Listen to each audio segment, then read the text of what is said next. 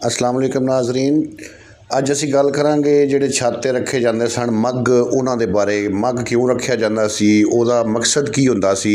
Mug ਇਹ ਛੱਤ ਦੇ ਵਿੱਚ ਇੱਕ ਸੁਰਾਖ ਰੱਖਿਆ ਜਾਂਦਾ ਸੀ ਪੁਰਾਣਿਆਂ ਵਕਤਾਂ ਦੇ ਵਿੱਚ, ਜਦੋਂ ਲੋਕਾਂ ਦੇ ਕੱਚੇ ਮਕਾਨ ਹੁੰਦੇ ਸਨ ਉਦੋਂ ਲੋਕ ਛੱਤਾਂ ਦੇ ਵਿੱਚ ਇਹ ਮੱਗ ਰੱਖਦੇ ਸਨ, ਸੁਰਾਖ ਰੱਖਦੇ ਸਨ ਅਤੇ ਉਹਨੂੰ ਕਿਸੇ ਸ਼ੈ ਨਾਲ ਢਾਪਿਆ ਹੁੰਦਾ ਸੀ, ਕਵਰ ਕੀਤਾ ਹੁੰਦਾ ਸੀ, ਕੱਜਿਆ ਹੁੰਦਾ ਸੀ ਉੱਤੋਂ।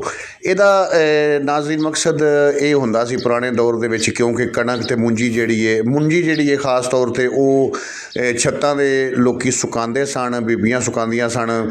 ਸੁਬਾਹ ਉੱਠ ਕੇ ਉਹਨਾਂ ਨੂੰ ਖਿਲਾਰਨਾ, ਸ਼ਾਮੀ ਉਹਨਾਂ ਨੂੰ ਇਕੱਠਿਆਂ ਕਰਨਾ।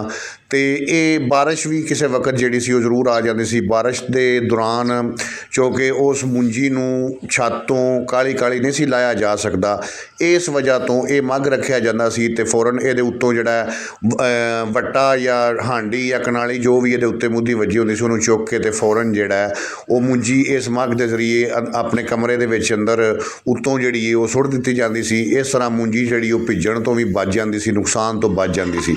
ਠੀਕ ਹੈ, ਇਹ ਪੁਰਾਣਿਆਂ ਵਕਤਾਂ ਦੇ ਵਿੱਚ ਰੱਖਿਆ ਜਾਂਦਾ ਸੀ ਛੱਤਾਂ ਦੇ ਵਿੱਚ, ਇਹਨੂੰ ਮੱਗ ਆਖਦੇ ਨੇ। ਅਤੇ ਅੱਜ ਕੱਲ੍ਹ ਦੇ ਦੌਰ ਦੇ ਵਿੱਚ ਤੁਸੀਂ ਵੇਖ ਰਹੇ ਹੋ ਕਿ ਪੱਕੇ ਮਕਾਨ ਨੇ ਅਤੇ ਮੱਗ ਵਗੈਰਾ ਦਾ ਕੋਈ ਜਿਹੜਾ ਉਹ ਤਸੱਵਰ ਨਹੀਂ ਹੈ। ਠੀਕ ਹੈ, ਇਹ ਪੁਰਾਣੇ ਦੌਰ ਦੀ ਇੱਕ ਜਿਹੜੀ ਹੈ ਸਾਡੀ ਯਾਦਦਾਸ਼ਤ ਹੈ ਅਤੇ ਉਹ ਅਸੀਂ ਇਹਨੂੰ ਵਿਖਾਉਣ ਦੀ ਕੋਸ਼ਿਸ਼ ਕਰ ਰਹੇ ਹਾਂ।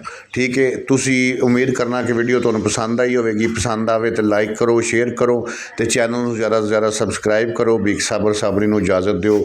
ਰੱਬ ਰਾਖਾ।